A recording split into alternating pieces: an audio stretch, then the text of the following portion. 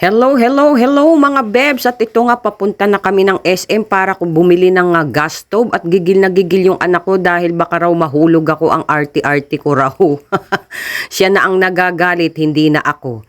At ito nga, bibili muna ako ng gamot dito sa Watson para sa aking alta presyon. Butit na tigil ang high blood doon sa GC namin.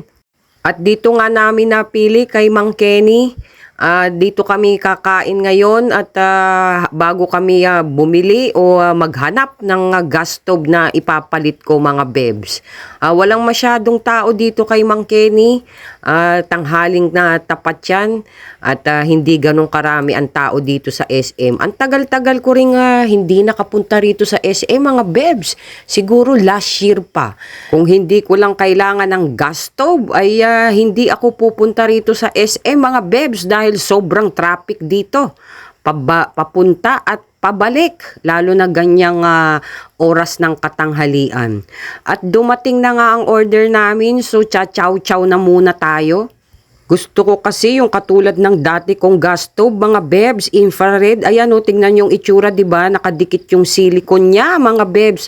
Pero yung isa gumagana pa, kaya yan ilalagay ko na lang sa labas. At yan nga ang salarin, ang 6-side hexagon na yan na kontra sa pungsoy sa buhay ko.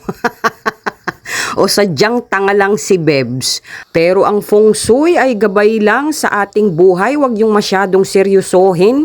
Nananaig pa rin ang pananampalataya at ang iyong desisyon sa iyong buhay. So unfortunately mga bebs, sa katagal-tagal kong nag-ikot-ikot sa appliances sa Robinson tsaka dito sa SM, wala akong nakitang gusto ko. Napunta ako dito sa medyas at bibilang ko yung ng pantyhose yung anak kong nurse na kailangan niya sa kanyang pag-duty.